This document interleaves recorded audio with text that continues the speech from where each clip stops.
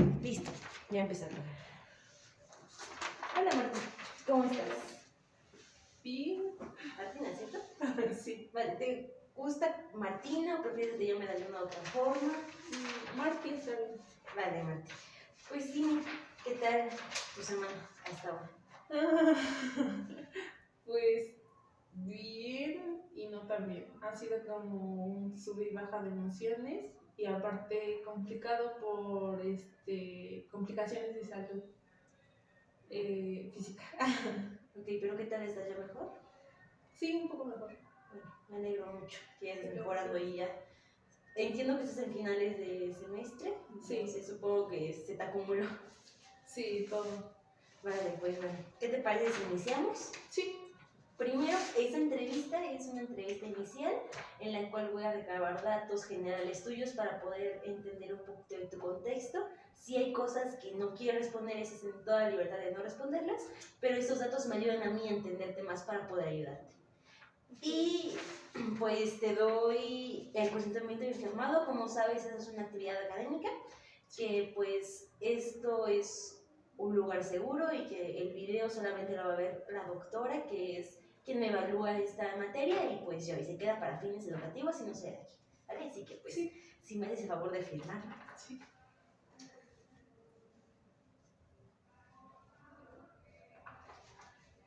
Vale, lo voy sí.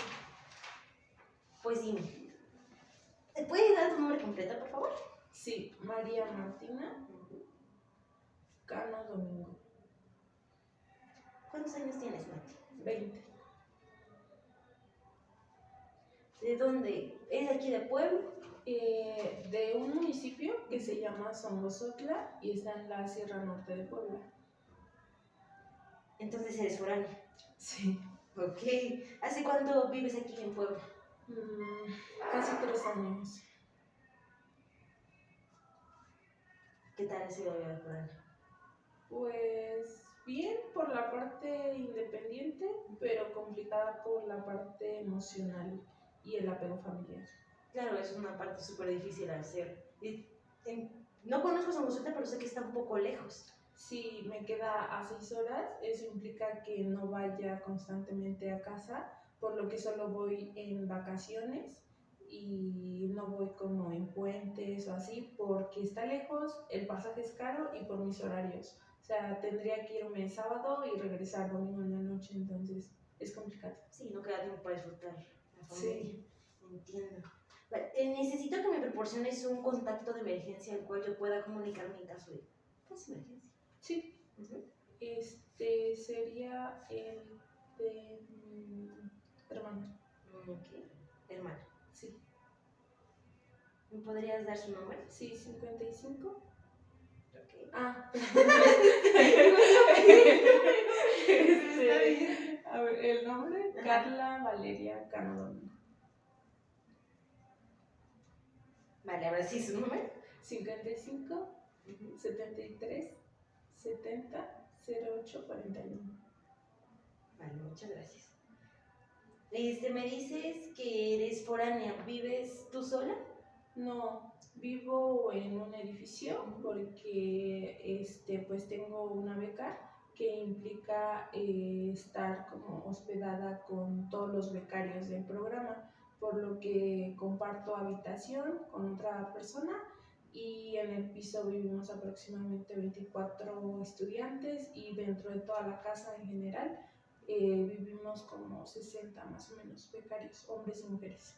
Ok, esto puede ser un poco complicado, podría decir. Sí, complicado creo yo más por la parte de lidiar un tanto con distintas situaciones que llegan a surgir y por el temperamento de muchas personas. Es como aprender a lidiar con situaciones y con gente diferente, ¿no? Al final te adaptas y te acostumbras, pero eso no quita que a veces es tedioso. Sí, claro, pero pues es parte de estar en la beca que me dices, ¿no? Entonces, pues, ni modo. Sí. Aparte te llevas siempre algo de ellos, que Sí. es algo muy bonito. Bueno, me dices que vives, entonces tienes una roomie y que vives con 24 y aproximadamente 60 personas en el edificio. Sí. Vale, en Soncozontla, ¿con quién vives? Con mamá, mi abuela materna y una doctora que vive con nosotros porque pues no es de allá y tiene negocio allá, entonces pues como si rentara con nosotros, algo así, pero es más como de la familia ya prácticamente. Ok. ¿Tu mamá cómo se llama? Guadalupe.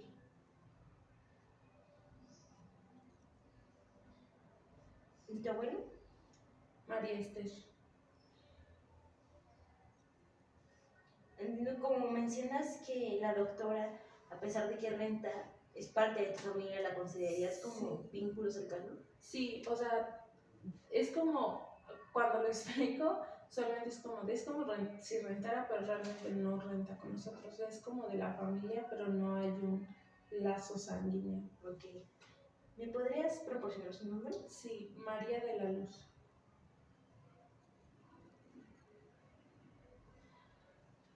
Vale, ¿tienes hermanos que vivan contigo? No, ¿Pero sí tienes hermanos? sí tengo hermanos, pero ambos ya tienen su propia familia, entonces pues ya no viven con nosotros. ¿Me podrías decir sus nombres y si son mayores o menores que tú? Sí, mi hermana es Carla Valeria, ella ya tiene 25 años de edad.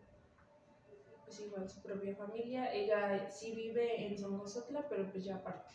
Y mi hermano es Alfonso y él vive en Atlixco, igual ya tiene pues su propia familia y pues hace muchos años que está en Atlixco. Vale. ¿Tú me dices que tienen familia, entonces ya tienen hijos? Sí, mi ¿Cuántos? hermana tiene una niña, mi hermano aún no tiene hijos. Vale. ¿Tienes alguna relación cercana con tu papá?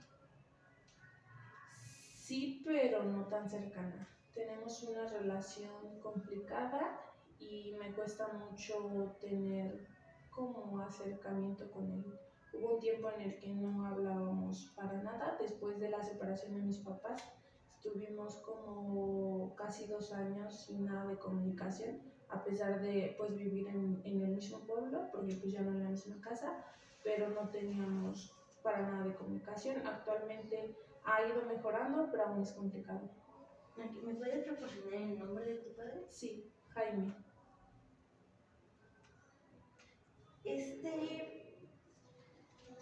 Este alejamiento que decidiste hacer de tu padre es debido a la separación de tus padres, solo porque se separaron o hay una razón específica. Creo que fue más bien porque mis papás se separaron por violencia de todo tipo, pero era una situación como desconocida para nosotros como hijos, hasta que pues mi mamá toma la decisión de separarse porque pues ya no aguanta y la última vez que recibe una agresión física terminó con secuelas, entonces pues fue como la gota que derrama el vaso. Nos da como todo este contexto de muchos años viviendo este sufrimiento del que nosotros no sabíamos, en un intento de protección de ella hacia nosotros por no manchar la imagen paterna y por crecer en una familia.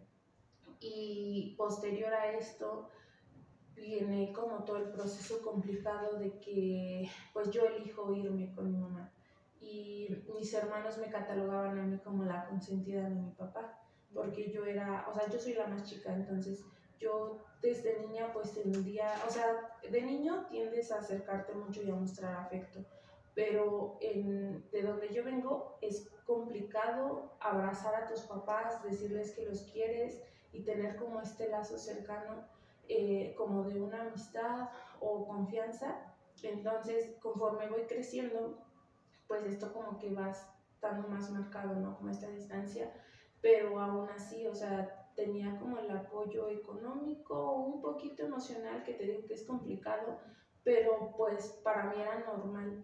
Y posterior a la separación de mis papás, pues él tiene como un enojo porque yo elijo irme con mi mamá. Y aparte fue un periodo pandemia, yo estaba en segundo de preparatoria casi para entrar a tercero, entonces estaba nada de entrar a tercero, entonces pues venía como todo este proceso de que yo quiero seguir estudiando y era como mi meta era siempre no. Entonces, pues mi papá es muy machista, tenía mucho como esa mentalidad de que para qué vas a estudiar, eres mujer, cásate, ten hijos y demás, porque pues es el entorno, ¿no?, en el que vivimos. Y pues yo siempre me mostré como firme ante lo que quería, entonces él empieza como a mostrarme rechazo y pues hubo muchas situaciones que pues no me dijo directamente porque realmente no fue así la mayor parte del tiempo, sino más bien dentro de ya una vez que salió como a la luz todo esto, yo escuchar conversaciones y así, pues descubro como este enojo de él hacia mí, de que por qué, para qué y como muchas cosas, ¿no? Que pues al final me hacían sentir muy mal. Entonces a raíz de esto perdemos total contacto porque pues yo me molesto, le digo las cosas en un momento de enojo, de rabia y pues él responde, ¿no? Entonces pues perdemos por eso contacto más de un año. ¿Y cómo se empezó a restablecer ese contacto? Pues es que cuando yo me vengo a la ciudad de Puebla, él no sabía absolutamente nada de que yo había estado en un proceso para aplicar a una beca.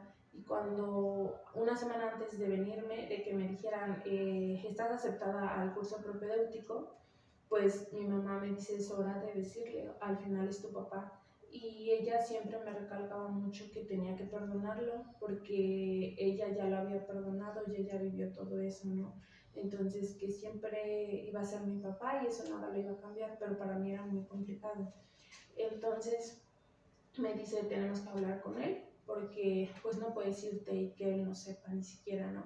Entonces pues un día hablamos con él, prácticamente yo no dije nada, mi mamá dijo todo, yo estaba presente sí, pero la verdad es que me sentía como muy intimidada porque él tiene una mirada muy peculiar que a mí me asusta mucho, como una mirada de como cuando está a punto de golpearte, porque sí hubo una ocasión hace muchísimos años, yo estaba como en primaria, que sí hubo una agresión donde estábamos presentes porque él llegó alcoholizado y terminó muy muy mal a la grado de que pues quería golpearnos a nosotras y mi mamá nos protegió, pero como que me recordaba mucho esa parte, me daba mucho miedo.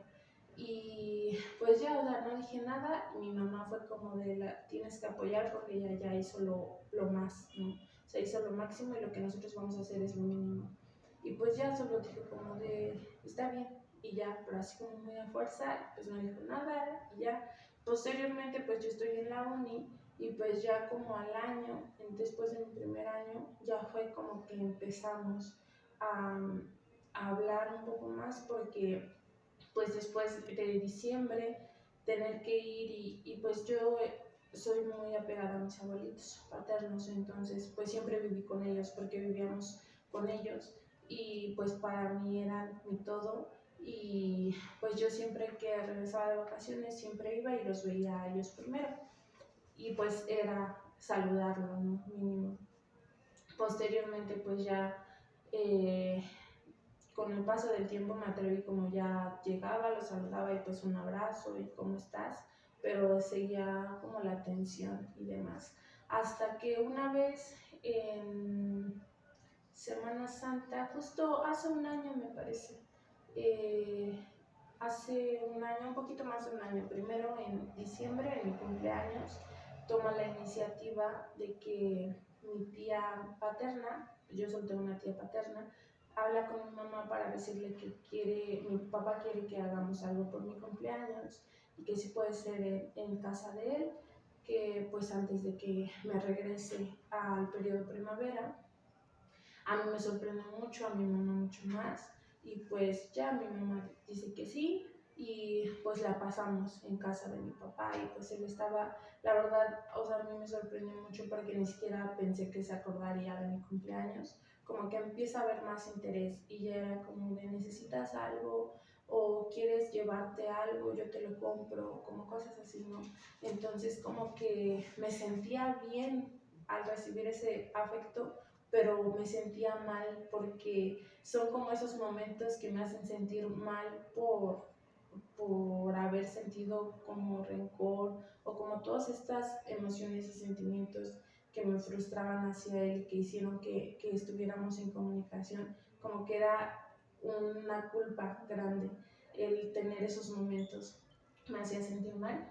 Y posteriormente en Semana Santa, hace un año, pues igual dice como de, pues hay que hacer una comida, o sea, no necesariamente era una ocasión especial, sino de que antes de que mi hija se vaya otra vez, para que pues estemos, porque pues ya cuando voy, pues estoy en casa de mi mamá y pues sí los visito, pero pues ya no estoy ahí 24/7, entonces pues fue como un espacio de convivencia que él buscó, donde estuvimos pues toda la familia y fue, la verdad es que son de los recuerdos más bonitos que tengo, porque fue algo muy padre, ese día se fue la luz, pasaron como muchas cosas, pero la pasamos muy bien todos, entonces él pues empezó a mostrar como más interés y así, y ya este semestre pues ya yo tomé también la iniciativa como de que le he hablado 2 veces en lo que va del semestre y en todo lo que va de los 3 años que llevo aquí, nunca le había marcado, nunca habíamos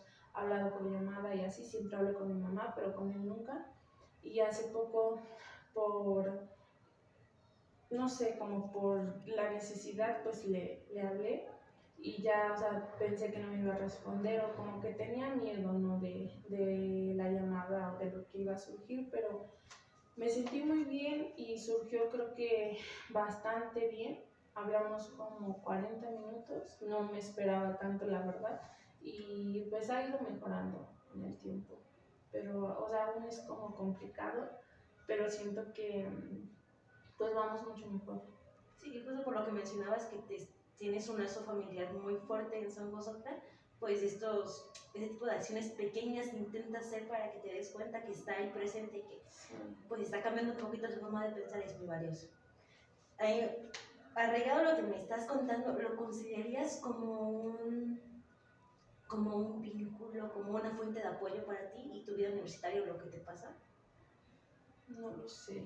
Es que yo siento que antes podría decir que no, realmente, pero ahora, o sea, como te digo, con estas pequeñas muestras, como que pues siento el apoyo y yo siento, o sea, la manera en la que él muestra el apoyo siempre es como esta parte material y pues tampoco es como tan presente porque pues se vive al día y como cosas así, ¿no?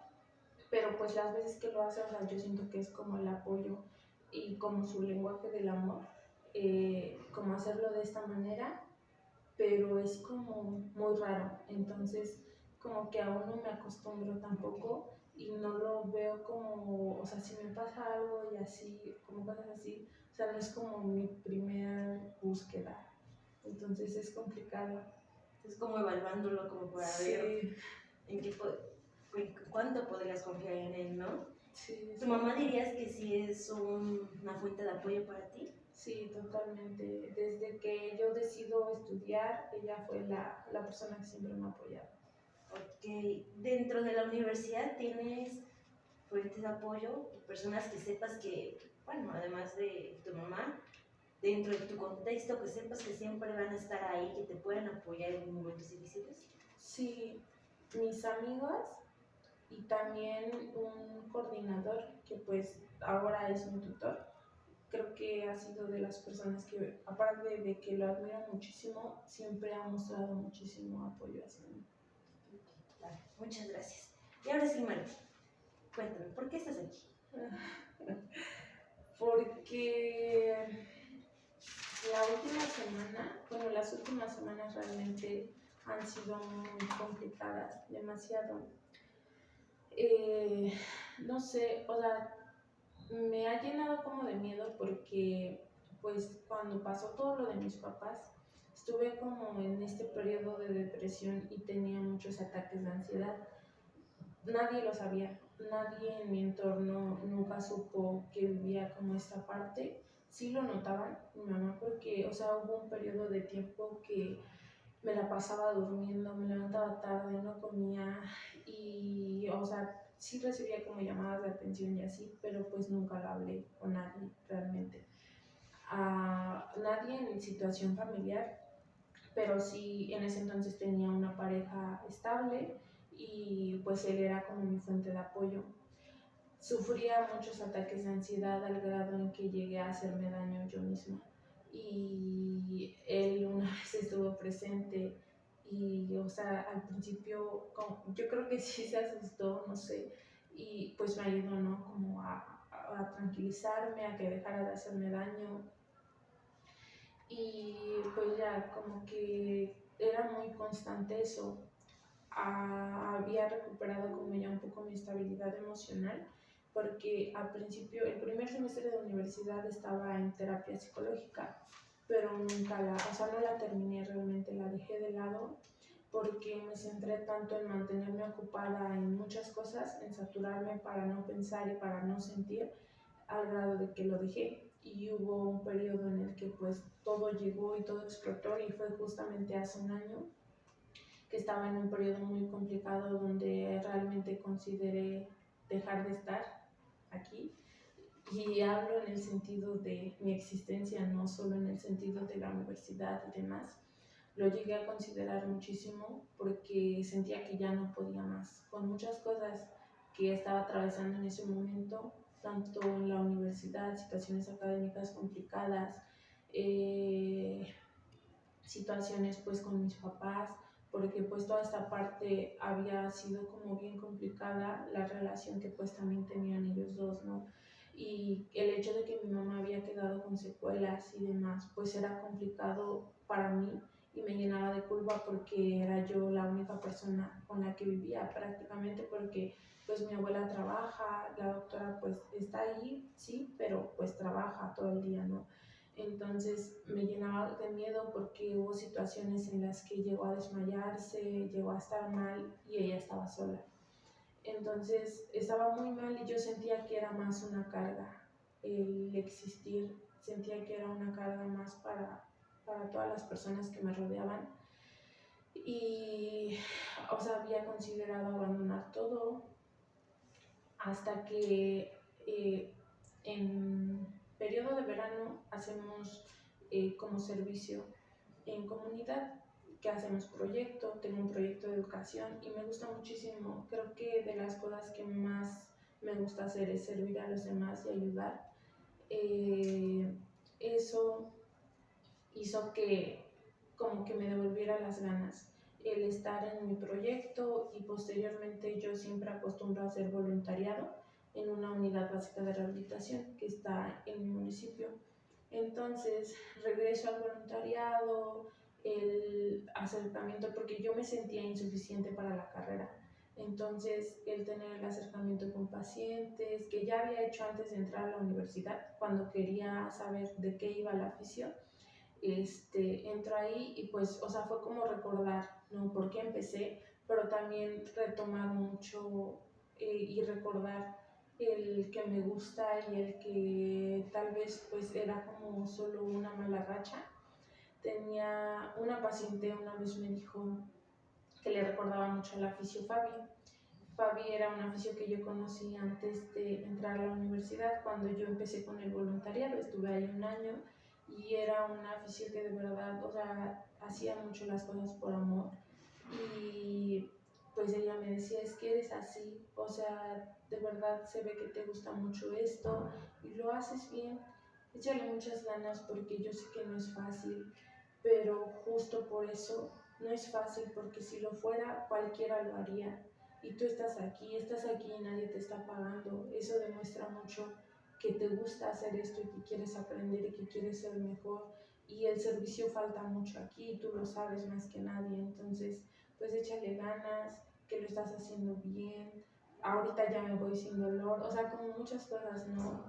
Y creo que todos los pacientes marcan bastante y hay muchas cosas que recuerdo mucho de eso. Entonces, eso me llenó bastante para decir, sí quiero regresar, voy a hacer lo que tenga que hacer. Y justo en ese periodo mi abuelo estaba enfermo y tenía, o sea, ya estaba en cama, entonces yo le hacía movilizaciones, ejercicios, terapia y demás, y creo que él fue como mi paciente desde el día uno, siempre.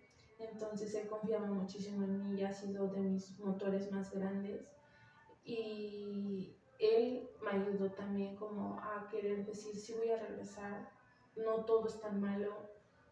Y pues regresé una semana, más o menos, 1 o 2 semanas antes de que iniciara el periodo académico, porque me metí a una academia de líderes que se llama Ubuntu para formarme como formadora.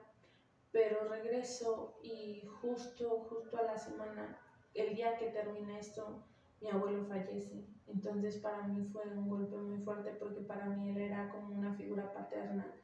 Justo por esta parte de que no tenía como el apoyo de mi papá, él siempre me mostró y me respaldó muchísimo en lo que yo quería y confió muchísimo en mí. Entonces, pues fue un golpe muy duro. Yo me tuve que ir hasta el siguiente día porque ya era noche, ya no podía llegar. Ha sido creo que de las cosas más difíciles.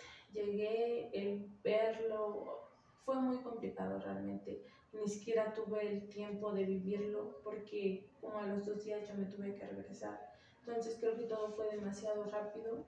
Y algo que me marcó mucho fue que cuando yo recibí la llamada de que había fallecido fue por mi mamá. A los pocos minutos mi hermana me habló y me dijo, no quiero que te afecte, no quiero que te pongas mal, mañana ya vas a poder estar aquí y que quiero decirte que dejo un recado para ti. Yo estaba mal y no podía ni siquiera contestarle. Y me dijo, él dijo que si ya no pudiste ayudarlo fue porque la vida ya no se lo permitió.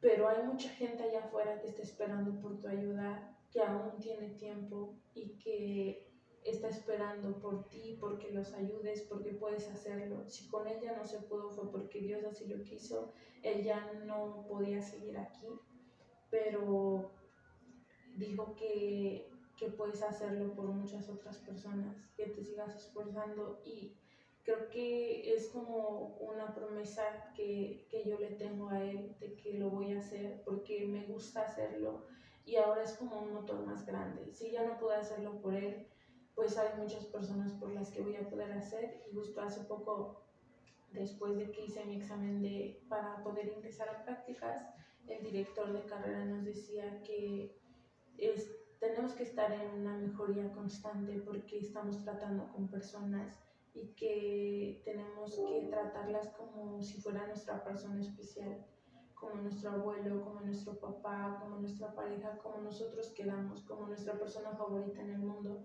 porque esa persona, porque ese paciente es la persona especial de alguien, es el abuelo, es el hermano, es la pareja de otra persona. Entonces son como de las cosas que más me han marcado y fueron como el semestre pasado no me di cuenta que hice muchísimas cosas, me metí en tanto y me llenó, o sea, me gusta mucho hacer todo lo que hago y siempre lo hago en pro de ayudar a los demás porque me llena servir, pero este periodo me ha pegado como mucho su duelo porque han pasado situaciones en casa de que me hacen darme cuenta que él ya no está. Es complicado porque mi mamá tenía un negocio de antojitos en casa de mi abuelo porque mi abuelo siempre la vio como su hija, entonces vendía ahí porque está en un lugar céntrico y demás, pero ahora ya no puede vender, ha dejado de vender porque mi tía paterna se quedó a vivir allá, pues allá ya viven solo mi papá, mi tía y mi abuelita, pero ella tiene un temperamento complicado, aparte de que ya está en el periodo de menopausia, entonces es muy complicado lidiar con ella, ha tenido muchos malos tratos hacia mi mamá y por lo mismo se vio obligada a dejar de ir a vender, a veces ni siquiera puede ir a ver a mi abuelita y cosas así y pues ella ya se pone mal de repente porque pues también ya es mayor. Entonces estas últimas semanas creo que todo lo que me había guardado del duelo, de situaciones personales en las que a veces me llego a sentir muy insuficiente en todos los aspectos, en el aspecto académico, en el aspecto personal, en la parte de la beca, o sea, creo que a veces cuando me pongo como a ver mucho dentro de mí, estoy como muy llena de inseguridades que me hacen sobrepensar las cosas y las últimas semanas no puedo dormir bien. Antes, con toda esta parte de la depresión y ansiedad que tenía, tuve muchos problemas con la comida, o comía o no comía nada, no había punto medio. Y las últimas semanas creo que he recaído porque o sea, si llego a comer es una vez al día y ya es ganancia. Y otra vez empieza como esta parte de culpa por comer, de que, o sea, ni siquiera tengo hambre, no puedo dormir, son las 3 4 de la mañana y sigo despierta. Y cuando logro dormirme, muchas veces me cuesta despertarme, entonces me llena como de culpa porque había llegado a un periodo de disciplina en el que pues iba al gimnasio, hacía mil cosas y me sentía bien con eso, pero como que ahora me deja abrumar por todas mis emociones y no puedo dormir, no como bien. Mi rendimiento académico al último parcial realmente bajó muchísimo. He olvidado como muchas cosas. O sea, de repente se me olvida literal que tenía como pendientes y así. Entonces después es la culpa y el reclamo hacia mí porque era mi responsabilidad y porque yo lo olvidé. Entonces me da mucho miedo porque ya pasé por eso y sé que así empiezo. Cuando tengo como estos periodos de crisis, por así llamarlo, empiezo de esta manera, con no dormir, con no comer bien, con que me empieza a dar igual todo, pero como que a dar igual inconscientemente, porque quiero hacerlo, pero no puedo, o sea, es como que no tengo las fuerzas, no sé, es como complicado de explicar. Y me da mucho miedo porque sé casi empiezo y me da miedo cómo puede terminar, porque hace un año que estaba muy mal y tenía incluso en la mente el ya no querer estar aquí, fue como el extremo más grande al que he llegado. Y no quiero que esta vez llegue hasta el extremo en que pueda cumplirlo. Entonces me da muchísimo miedo porque sé casi empiezo y a veces no sé cómo pararlo. Y ahorita he empezado como de que tengo que hacer esto y tengo que hacer el otro o mantenerme ocupada y sí me he dado el espacio a veces como de liberar mis emociones, pero me he dejado abrumar tanto y como que lo he dejado que me consuma, que he estado sobrepensando y sobrepensando y tuve una crisis de ansiedad hace poco con una situación y ya hace mucho que no las tenía. Entonces, pues cuando son las crisis y como todo este periodo, creo que con el tiempo como que he sabido manejarlas un poco, pero el hecho de que no las hubiera tenido mucho tiempo y que llegara de la nada, como que me llenó de miedo otra vez, porque es el no puedo respirar, o sea, yo sé que no estoy como enferma, ¿no? Pero cuando están las crisis de ansiedad es como de no puedo respirar y me puedo morir y como, o sea, muchas cosas, ¿no? Que llegan al momento, las ganas de vomitar, el llorar, el estar temblando, o sea, me llegó este semestre, he tenido como ataques de ansiedad de repente y me da miedo porque no quiero que siga avanzando, o sea, no quiero que me siga consumiendo y estoy como en este periodo de cierre de exámenes en el que me estoy forzando a decir es que ahorita no, ahorita es cuando más tengo que estar bien porque es el cierre, porque son muchas cosas y el estar pasando como por toda esta situación como que me hace sobrepensar y decir es que pues tengo que salir bien porque si no pues la beca y más que el apoyo económico me gusta mucho estar aquí porque creo que ningún lugar te apoya a que hagas esta parte extra del servicio de ayudar y te impulsa a mejorar. Entonces, el poder perder el proyecto, el poder perder esta parte que me gusta mucho, como que es lo que más me da miedo. Entonces, pues en el sobrepensar, o sea, he sobrepensado tanto que he llegado hasta, si me sacan de la beca, ¿qué voy a hacer? Mis papás, mi mamá sobre todo, no, porque justo hace poco que hablé con mi coordinador, porque quiero hacer verano, y como te decía, en verano hacemos como el proyecto, y quiero hacer verano porque pues es necesario por el plan de estudios para poder terminar como acorde, si no me atraso un año más. Entonces, pues el coordinador me decía como de, pues es que son carreras, no carreritas, algo así. Y pues en ese momento la verdad es que estaba como mucho en duda porque dije es que tengo que hacer el verano, ¿no? Pero quiero irme a proyecto también, quiero hacer esto.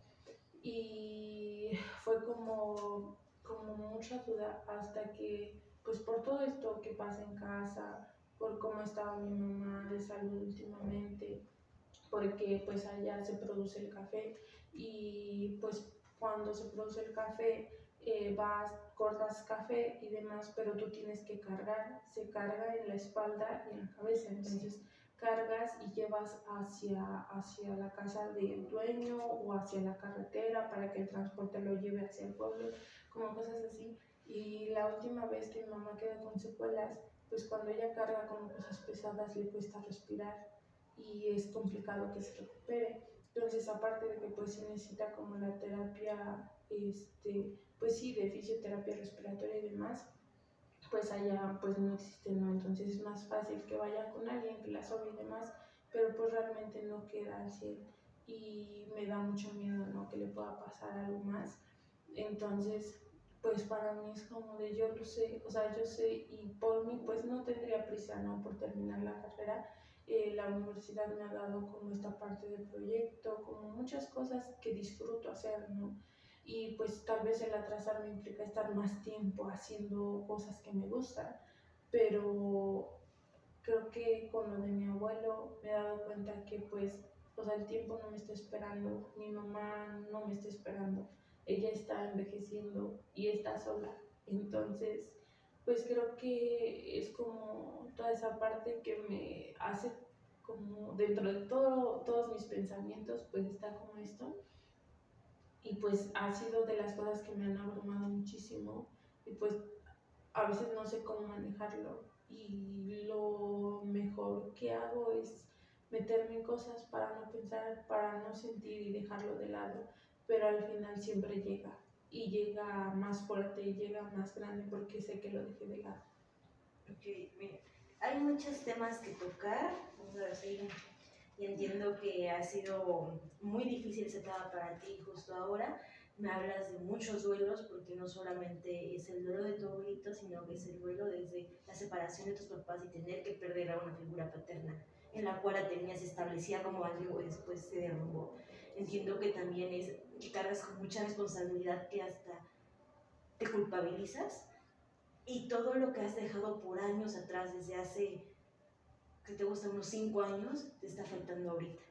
Y todos esos síntomas somáticos, como ves, que te falta el aire, que no quieres comer, que te falta el sueño, son consecuencias de todo lo pasado. Al final nuestro cuerpo siempre nos dice lo que necesita y cómo ayudarlo. Pero pues para eso estás aquí. Es un proceso que va a doler muchísimo, no te voy a decir que no y no te voy a mentir. Pero para eso estás aquí, para sanar y para entender que eso no es tu culpa y que para todo en la vida hay un proceso que a veces hay que dejar soltar. Y la manera de eso, que puedas soltarlo sea la más sana y adecuada para ti. Así que pues me gustaría hacer la siguiente, te voy a contactar por WhatsApp para hacer la siguiente consulta.